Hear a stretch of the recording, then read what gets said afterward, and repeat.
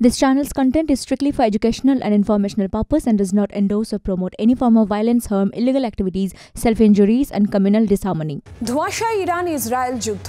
শুক্রবার ইরানে হামলা চালিয়েছে ইসরায়েল। ইরানের অন্তত 7 জায়গায় হামলা। ক্ষয়ক্ষতি নিয়ে মুখ খুলতে নারাজ ইরান। আরও বড়সড় প্রত্যাঘাতের হুঁশিয়ারি। ইরানের হামলা হোক বা ইসরায়েলের, কোথায় কিরকম তার অভিঘাত তা নিয়েই ধোঁয়াশা জারি রয়েছে।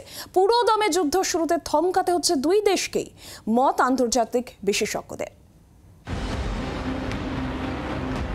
যুদ্ধ কিন্তু আবার পুরোদমে যুদ্ধ কিনা তা নিয়ে ধোঁয়াশা। ইরানের হামলার পর শুক্রবার পাল্টা আঘাত এনেছে ইসরায়েল। ইরানের হামলাকে যেমন ইসরায়েল খাটো করে দেখিয়েছে, একই চেষ্টায় ইরানও। তবে হুঁশিয়ারির কমতি নেই কারোরই। এসবের মধ্যেই ইরান ইসরায়েলের মাঝের দেশ ইরাকের ব্যাবিলন গভর্নরেটে পপুলার মোবিলাইজেশন ফোর্স বা পিএমএফ এর কলসু ঘাঁটিতে বিস্ফোরণ, মৃত্যু বেশ কয়েকজন ইরাকি সেনার। এই পিএমএফে ইরান সমর্থিত কিছু গোষ্ঠীও সামিল রয়েছে, ফলে ইসরায়েলের পেছনে জড়িত কিনা তা নিয়ে চর্চা জারি।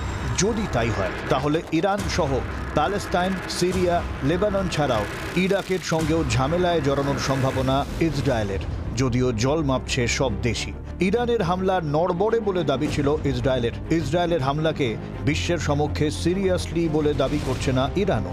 এই চাপানুতরে তেলের দামও ওঠানামা করছে সেভাবে। যুদ্ধের আশঙ্কায় তেলের দাম ওঠে, সে আশঙ্কা একটু কমতে তেলের দাম কমে এখন ব্যারেল প্রতি $86 মতো। আঁচ পড়েছে সোনার দামেও। যদিও মারাত্মক প্রত্যাঘাতের হুমকি দিচ্ছে ইরান, কিন্তু আদৌ সে হামলা হবে কিনা? ইসরায়েলও আদৌ কড়া পদক্ষেপের পথে হাঁটবে, নাকি চলতে থাকবে ছায়াযুদ্ধ? জল্পনায় আন্তর্জাতিক বিশেষজ্ঞরা। ব্যুরো রিপোর্ট, জি24 ঘন্টা। বাংলার আওয়াজ, বাঙালির আবেগ, জি24 ঘন্টা।